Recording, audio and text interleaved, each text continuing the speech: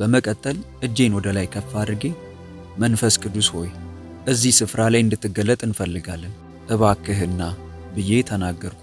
በዚያሽ ቅጽበት የእግዚአብሔር ኃይል ቦታው ላይ ከተፍ አለ። ሰዎች ማልቀስና መውደቅ ጀመሩ። እግዚአብሔር ሆይ አሁን ምን ማድረግ ነው ያለብኝ ብዬ ጠየቅኩት። ፕሮግራሙን ከኔ በፊት እየመራ ለነበረው ሰው መድረኩን አስረክቤ ለመውረድ ወስኜ በአካባቢው ላይ ባይኔ ፈለኩት። እንዳየሁት ወደሱ እጄን ስዘረጋ ብዙ ሜትሮችን ወደ ኋላ ተጉዞ ወደቀ። አሁንም ቀርቦ እንዲረከበኝ ብሞክርም እሱ ግን እንደገና ተጨማሪ ሜትሮችን ወደ ኋላ ተሽቀንጥሮ ተወረወረ። ማንም ሊቀርበኝ አልቻለም። ከዚህ ሁኔታ የተረዳሁት ነገር ለካ እኔን በክፍሌ ውስጥ ሲጥለኝ የነበረው ኃይል ሌላም ሰው ክፍል ውስጥ ቢኖር ኖሮ እንደኔው ይጥለው ነበር የሚል ነው። የፕሮግራሙ መሪ በተደጋጋሚ ወደ እኔ መቅረብ የፈለገ ቢሆንም እየሄደ ከግድግዳው ጋር በጀርባው ከመላተም ውጪ ሊሳካለት አልቻለም። ሕይወቶ በሰማያዊ ረሃብ እንዲሁም በእግዚአብሔር መገኘት እንዲሞላ ይፈልጋሉ? እንግዲያውስ ይህንን ቪዲዮ እስከ መጨረሻው ይከታተሉ።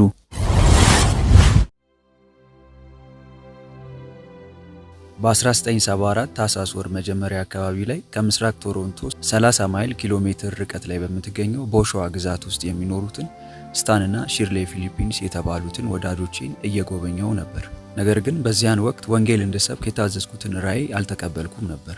እስከናካቴው ስለነበረኝ ልምምድም ይሁን ስላየኋቸው ህልሞችና ራእዮች የነገርኩት ሰው እንኳን አልነበረም።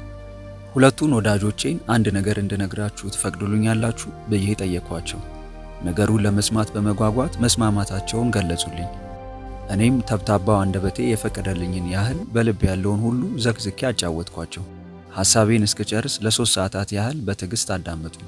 ንግግሬን ሳልጨርስ እስታን አቋረጠኝና በከፍተኛ ተነሳሽነት ቤኒ ዛሬ ምሽት ወደ ቤተ ክርስቲያን ጉባኤ መጥተህ ይህንን ታሪክ መመስከር አለብህ አለኝ። ስታንና ሺርሌ በቦሾዋ በሚገኘው ትሪኒቲ አሴምብሊ ኦፍ ጋድ ቤተ ክርስቲያን አባላት ሲሆኑ የምዕመኑ ቁጥርም ወደ 100 አካባቢ ይሆናል። በዚያ ምሽት ረጅም ጸጉሬን ሳላስተካክል ተራ አለባበስ ለብሼ ተብታባ አንደበቴን ይዤ ወደ ፕሮግራሙ አብሬያቸው ሄድኩ። በእውነት ምን አይነት ሁኔታ ሊፈጠር እንደሚችል ምንም አይነት ግምት አልነበረኝም። እግዚአብሔር ወንጌል እንደሰብክ የነገረኝ ቢሆንም ስብከቱ ግን በትራክት ለሰዎች ወንጌልን መስበክ ሊሆን እንደሚችል ነበር የማስበው። በአገልግሎቱ የመጀመሪያ ደቂቃዎች ላይ በህዝቡ መሃል ተቀምጬ ምን ሊፈጠር እንደሚችልና ምን ማድረግ እንዳለብኝ ላውቅ አልቻልኩም። ፈርቼና ግራ ተጋብቼ ነበር። እዚያ ህዝብ ፊት ወጥቼ እንደ ሞኝ እየተናገርኩ ሰዎች እንዲስቁብኝ አልፈለኩም። በአካባቢው በነበረው የኒውክሌር ማብለያ ጣቢያ ውስጥ ሳይንቲስት የነበረው ስታን ወደ መድረኩ ሄዶ ለህዝቡ ካስተዋወቀኝ በኋላ ወደ መድረኩ ሄድኩ። ይህ እንግዲህ በህይወቴ ለመጀመሪያ ጊዜ መሆኑ ነው። ስታን ከመድረኩ ላይ ሆኖ ልምምዶችህን አካፍለን ብሎ ነበር የጋበዘኝ። እኔም ይህንኑ ለማድረግ ነበር አመጣጤ። መድረኩ ላይ ሆኜ በፍርሃት ተውጬ ለመናገር ገና አንደበቴን ስከፍት አንድ የሆነ ነገር ምላሴን ነካ አድርጎ አደነዘዘው። መናገር ጀመርኩ። ምንም አይነት የመንተባተብና የፍርሃት ስሜት ውስጥ ሳልገባ በፍጥነትና በቅልጥፍና ማውራት ቀጠልኩ። ቀስ እያልኩ ማውራት ይኖርብኛል ብዬ እስከማስብ ድረስ ፍጥነቴ ከባድ ነበር። መድረኩ ላይ ወንጌልን በደንብ እየሰበኩ ነበር። ለማመን የሚከብድ ቢሆንም በግልጽ በሚሰማና ለስለስ ባለ ሁኔታ መናገሬን ቀጠልኩ። ማቆም አልፈለኩም። ብዙ ወጣቶች የነበሩበት ጉባኤ ላይ ተገኝቼ መንፈስ ቅዱስን እንዴት በክፍሌ ውስጥ ሳገኘው እንደነበር፣ የተለያዩ ጥያቄዎችን እጠይቀው እንደነበርና ዓመት ሙሉ ሳደምጠው እንደቆየው አንድ በአንድ ነገርኳቸው።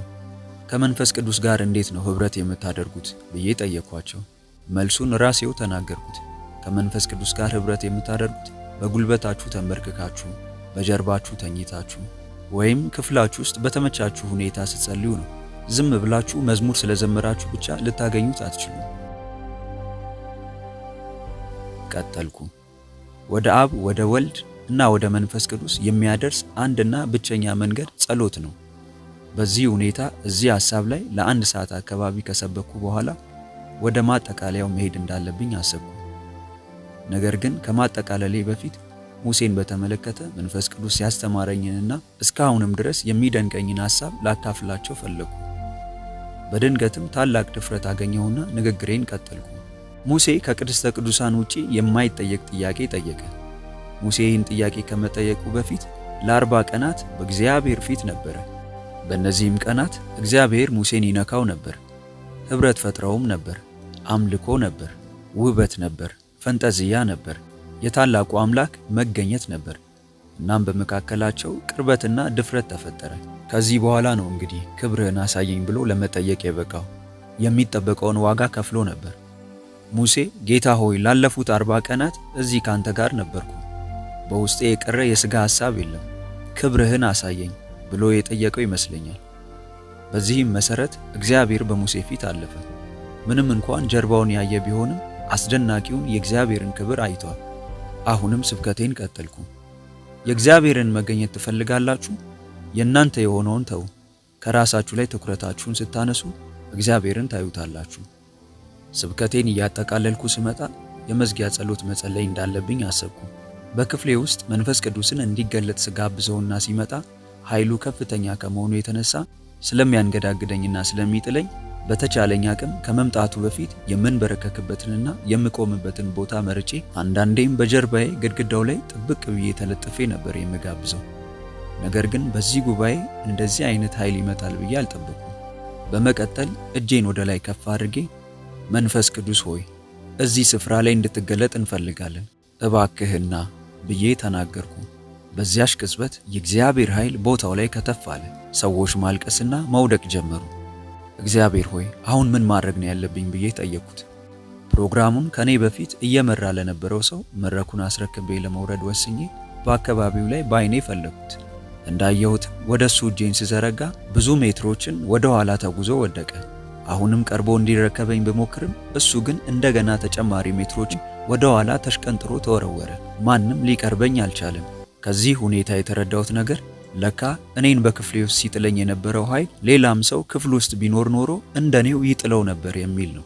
የፕሮግራሙ መሪ በተደጋጋሚ ወደ እኔ መቅረብ የፈለገ ቢሆንም እየሄደ ከግድግዳው ጋር በጀርባው ከመላተም ውጪ ሊሳካለት አልቻለም። በመጨረሻም እስከዚያች ሰዓት እያለቀሱ ለነበሩና በጉልበታቸው ተንበርክከው ለነበሩ ሰዎች ስለ መንፈስ ቅዱስ ተጨማሪ እውነታዎችን ካካፈልኳቸው በኋላ የመዝጊያ ጸሎት ሳላደርግ ፕሮግራሙን ዘጋሁት።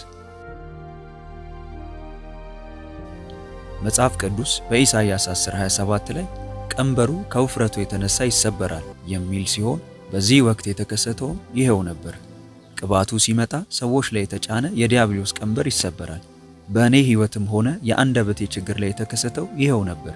በጉባኤው የነበሩ ሁሉ የቀንበር መሰበር ሆኖላቸዋል። በቀጣይ የአገልግሎት ዘመኔ የገባኝ የመንፈስ ቅዱስ ኃይል እንዲገለጥ ሃይማኖታዊ ስርዓቶች በልሳን በከፍተኛ ድምፅ መናገር፣ መቃተትና መጮህ እንደማያስፈልግ ነው። እንደውም ብዙ ጊዜ እነዚህን የመሳሰሉ ከሥጋ የሚመነጩ ግርግሮች ለእግዚአብሔር መንፈስ አሰራር እንቅፋት ሲሆኑ ነው የሚታዩት። ምክንያቱም እግዚአብሔር እውነተኛ ስለሆነና እውነተኛ የሆነ ኃይሉን ያለማንም ድጋፍና ማስመሰሎች መግለጥ ስለሚፈልግ ነው። ትልቁ ጥማታችን የመንፈስ ቅዱስ ስጦታዎች ላይ ሳይሆን መገኘቱና ኃይሉ ላይ ሊሆን ይገባል። ሕይወትን እስከ ወዲያኛው የሚለውጠው የእግዚአብሔር መገኘትና ኃይል እንጂ የጸጋ ስጦታዎች አይደሉም። በኦሾዋ ከተማ ውስጥ በነበረኝ የመጀመሪያ ልምምዴ የተገነዘብኩት ይህንኑ ነበር። ባለፉት ዓመታት ለመቶዎች ለሚቆጠሩ ጊዜያት እንደተናገርኩት እግዚአብሔር አይዘገይም፣ አይቸኩልም። በዚህ መሰረት አንደበቴን ሲነካው ሳላመነታ ወደፊት ቀጠልኩበት። እሱም ሳይዘገይ በፍጥነት ተከሰተ። የመንፈስ ቅዱስ ቅባት መጥቶ ፈወሰኝ። ስብከቴም በኃይል መቀጣጠል ጀመረ። ተአምር በሚባል ሁኔታ አገልግሎቴ እዛው ቦታ ላይ ጀመረ። በፍጥነትም መመንደግ ቻለ።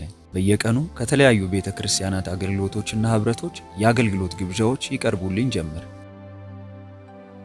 የመንፈስ ቅዱስ መገኘትን መለማመድ የጀመርኩት ከዓመት በፊት እንደነበረና በጥንቃቄና በፍቅር እያስተማረኝ እያበረታታኝ እና ዋስትና የሆነኝ የቆየው መሆኑ ልብ ሊባል ይገባል። በወቅቱ በነበረኝ የመረዳት አቅም ልክ በፍጹም ልቤ ስለታዘዝኩት የመንፈስ ቅዱስ ቅባት በሕይወቴ ላይ መገለጥ ጀምሯል። ይሄው እውነት ዛሬ ላንተም ሆነ ለሌሎች ይሰራል። አንድ ጊዜ በቅባት ውስጥ የተዘጋጀልህን በረከት እስካስተዋልከውና ይህንኑ የቅባት አሰራር በሕይወትህ በጥልቀትና በተትረፈረፈ ሁኔታ መለማመድ እስከጀመርክ ድረስ የሕይወትህና የአገልግሎትህ ትርጉም መቀየር ይጀምራል።